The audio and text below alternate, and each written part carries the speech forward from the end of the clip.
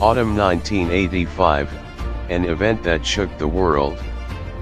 At the airport, the whole country of Japan was immersed in indescribable pain, a journey that would never end. Flight number JAL 123, departing from Tokyo and heading to Osaka City, vanished forever before it could complete its final mission. A hastily written letter from a male passenger to his wife and beloved children, because he knew, after that moment, he would never see them again. This accident is considered the second deadliest disaster in the history of global aviation due to the extent of the damage. So, what really happened on that plane?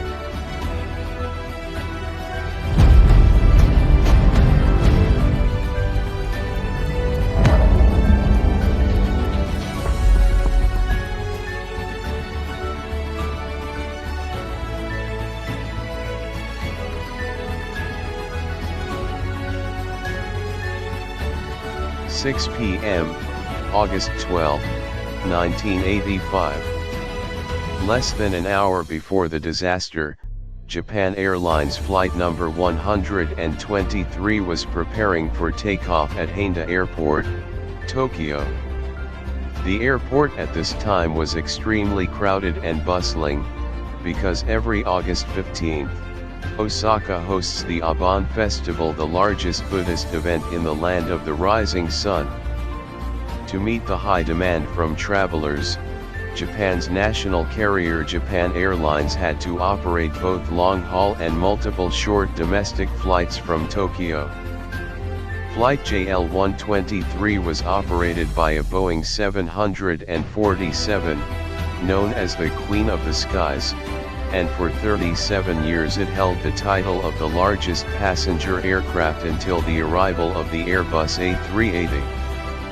On board were 15 crew members and 509 passengers. The captain was Takahama, 49 years old, and the co-pilot was Yutaka Sasaki, 39 years old, along with a flight engineer and 12 flight attendants. Most passengers were Japanese, including Kyu Sakamoto, a famous singer known for the song Sukiyaki. There were also passengers from Hong Kong, Italy, and the United States, all headed home for the holidays or travel. 6:12 p.m. the fateful takeoff. Flight JL-123 took off from runway 16L at Haneda Airport. Co-pilot Sasaki Yutaka was operating the plane. The expected flight distance was about 400 kilometers, roughly a 60-minute journey, not very long, and seemingly simple for both crew and passengers. But reality was far from it. 6:24 p.m. just 12 minutes after takeoff, an explosion occurred at the rear of the aircraft. While cruising steadily at 7,200 meters altitude, a loud bang was heard, followed by the automatic emergency alarm. Panic spread throughout the cabin. People screamed in fear. Some struggled to breathe. Flight attendants tried to calm passengers, instructing them to wear oxygen masks and fasten seat belts. The lead flight attendant informed the captain about the explosion and issues at door R5. Captain Takahama instructed the crew to keep passengers seated and prevent bathroom use for safety. He checked the instrument panel but saw no unusual signs. However, the flight engineer quickly identified a serious problem, a failure in the hydraulic system, often referred to as the blood vessels of an aircraft. If not fixed in time, the crew would completely lose control. The engineer requested an emergency return to Haneda. ATC, JAL 123 requests return to Haneda. There is an explosion in the tail of the plane. The hydraulic system is having a serious problem. We are losing control. Air Traffic Control, ATC, immediately approved the return and requested the plane reduce altitude for safety. Meanwhile, ground experts began investigating the incident. But unfortunately, the autopilot and control systems were completely disabled. Flight JL-123 started behaving abnormally, rising and plunging repeatedly. This movement is known as the phagoid cycle.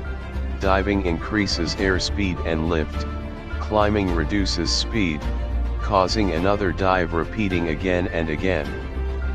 Instead of turning 90 degrees to return to Haneda, the plane veered deep into central Japan.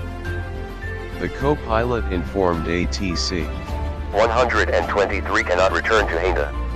Request emergency landing at Nagoya Airport. Nagoya was 128 kilometers away. Preparations for an emergency landing began. Cabin pressure was now dangerously low. Breathing became difficult. Co-pilot Sasaki struggled to stabilize the aircraft toward Nagoya. He managed engine thrust manually to try to maintain altitude. But things worsened. The oxygen system failed entirely. Masks no longer worked. The cabin had reached critical pressure. Flight attendants used portable oxygen tanks to help passengers. The captain requested an emergency landing immediately. ATC offered an approach to Yokota, a nearby U.S. military air base, but the plane couldn't reach it. 6:55 p.m. the final descent. The aircraft entered a complete free fall. Co-pilot Sasaki tried everything, but the Boeing 747 plunged downward at 5,500 meters per minute. "This is the end, the end." Those were Captain Takahama's final words, helplessly watching, unable to save his passengers or crew. Inside the cabin, cries, prayers, and screams filled the air. Some elderly couples held hands, facing fate together. Others wrote last letters to loved ones, the only way to say goodbye. 6:56 p.m. JL-123 crashed. It struck the ridge of Mount Osaka in Gunma Prefecture, 100 kilometers from Tokyo, and disappeared from radar. A U.S. military aircraft later spotted the wreckage and attempted to assist in rescue, but was ordered to return by Japanese authorities, stating the self-defense forces would take over. Tragically, rescue efforts were delayed. That night, the Japanese self-defense forces arrived at the scene but made a critical mistake, assuming there were no survivors. They halted the search.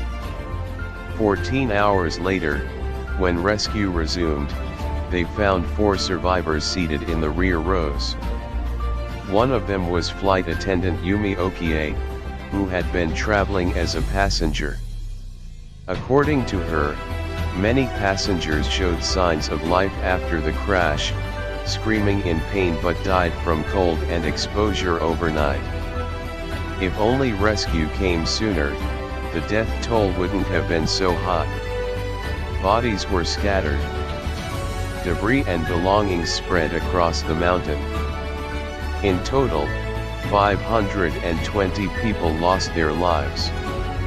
What was the cause behind this tragedy involving what was considered the safest aircraft of the time? Initially, Japan's refusal to allow U.S. military involvement raised political suspicions. Some believed a terror attack occurred. But this was unfounded. Investigators from Japan, the US, and Boeing began to work together. At first, they found no solid leads until a photo of JL-123 mid-flight surfaced. It showed that the entire tail section was damaged. They examined the aircraft's history. On June 2, 1978, JL-115, a Boeing 747, made a hard landing at Osaka Airport nose too high, causing the tail to strike the runway. Though no one was hurt, the rear pressure bulkhead cracked. Boeing technicians repaired it but incorrectly. The 20 rivets used should have been in 2 rows. Instead, they were installed in 1 row, doubling the stress load and reducing the structure's strength by 70%. Years of operation eventually caused the bulkhead to fail, triggering the explosion, the hydraulic system failure, and complete loss of control, leading to the death of 520 innocent people. A mistake just because of improperly placed screws. An unbelievable error by the world's top aircraft manufacturer at the time. After the disaster, the president of Japan Airlines resigned, and the Boeing repair supervisor committed suicide. Japan upgraded its military rescue capabilities. Boeing revised all its maintenance documentation. This became an expensive lesson paid in blood for all airlines and aircraft manufacturers. Regardless of cause, the consequences are forever etched in the memories of the victims' families. One final heartbreaking letter was found. To Sachiko, please be good, work hard, and help your mother. Daddy is truly sorry to be in this situation, and maybe I won't survive. I don't know what happened, something exploded and smoke filled the cabin. The plane is falling. Goodbye, my dear. Please take good care of the children. It's now 6:30. The aircraft is out of control and descending fast. I've lived a fulfilling life and I'm deeply thankful.